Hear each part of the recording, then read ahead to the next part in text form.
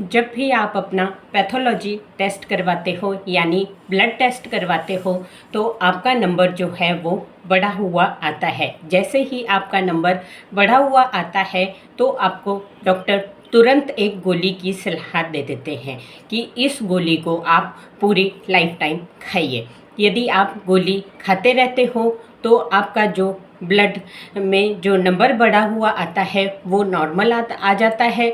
अगर आप गोली खाना बंद कर देते हो तो वो फिर से वैसा ही बढ़ जाता है। अगर इस गोली से आप छुटकारा पाना चाहते हो तो आपको अपना लाइफस्टाइल चेंज करना पड़ेगा। राधे राधे, मैं डॉक्टर ऋचा।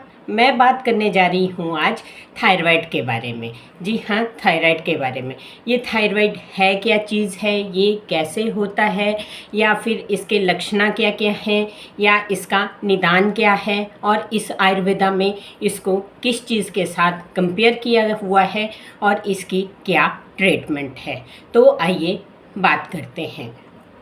ये थायराइड जो है एक यहाँ गले में बटरफ्लाई ग्लैंड की तरह होती है, बटरफ्लाई शेप की तरह होती है। ये एक एंडोक्राइन ग्लैंड है, यानी जो कि सिक्रीशन करती है। जो यह सिक्रीशन करती है उसको हार्मोन्स कहते हैं। ये 2 टाइप्स ऑफ हार्मोन्स का सिक्रीशन करती है। पहला T3, दूसरा T4, यानी T3 यानी ट्राई आइडोथायरोनाइन हार्मोन और T4 यानी थायरोक्सिन हार्मोन।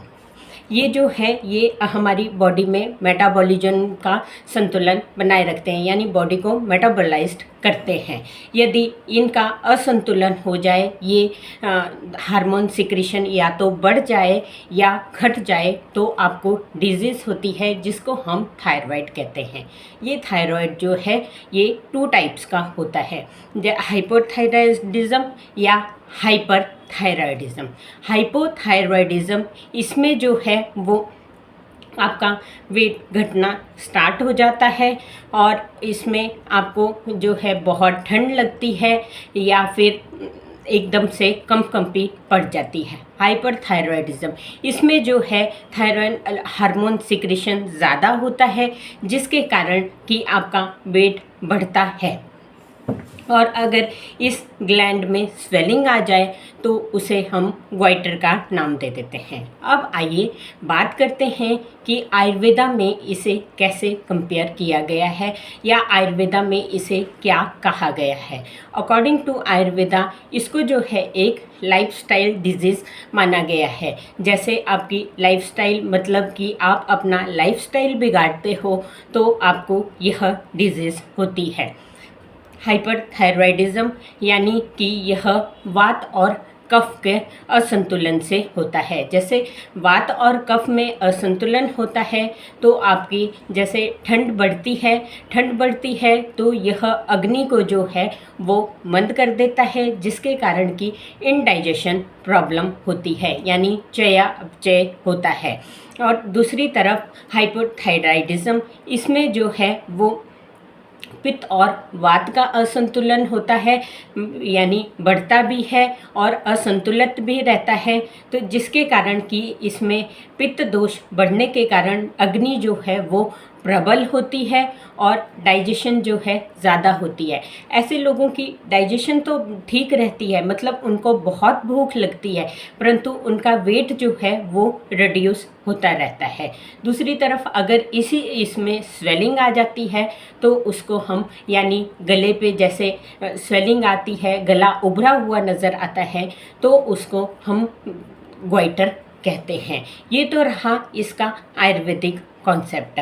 आयुर्वेदा में जो है इसको जो है लाइफस्टाइल के साथ जो कंपेयर किया गया है, यानी आप अपने लाइफस्टाइल को सुधारते हो तो ये जो थायराइड है ये खुद ब खुद नॉर्मल आ जाता है। जैसे कि आपको लघु और सुपाच्य आहार लेना है, जिससे कि आपकी डाइजेशन जो है वो प्रॉपर रहे, यानी चय अपचय प्रॉपर रहे।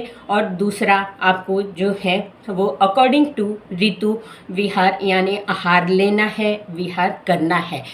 और आपको ये जो फ्रिज वाली चीज़ें हैं, ठंडी चीज़ें हैं, इनको खाना आपको बंद करना पड़ेगा। और जो डेयरी प्रोडक्ट रहते हैं जैसे कि दूध हो गया, दही हो गया, मक्खन हो गया, जो भी डेयरी प्रोडक्ट हैं, इनको आप अगर कुछ समय के लिए बंद करते हो, यानी कि दूध आप पीना बंद कर देते हो, तो ये थायराइड आपका नॉर्मल आ जाता है। अगर फिर भी आपको दूध का यूज़ करना है तो आप इसमें सोया मिल्क का यूज़ कर सकते हो। अब आइए बात करते हैं कि अकॉर्डिंग टू आयुर्वेदा इसमें कौन कौन सी मेडिसिन लेनी है। इसमें जो है आप एक कांचनार गुग्गल ले सकते हो, 2 टैबलेट गुनगुने पानी के साथ सुबह शाम लेनी है। और इन टैबलेट को आपने हमेशा या तो पीस कर लेना है या चबा कर लेना है। और दूसरा आप इसमें अश्वगंधा चूर्ण का भी प्रयोग कर सकते हो। सुबह शाम 1-1 चम्मच चूर्ण का गुनगुने पानी के साथ लें, या फिर आप इसमें त्रिफला का भी यूज़ कर सकते हो। त्रिफला चूर्ण को आपने रात को सोते समय 1 चम्मच गुनगुने पानी के साथ लेना है। Thank you. राधे राधे। अगर आपको मेरी यह जानकारी अच्छी लगे तो प्लीज़ लाइक, शेयर, कमेंट ज़रूर करें और मुझे फॉलो भी करें। राधे राधे।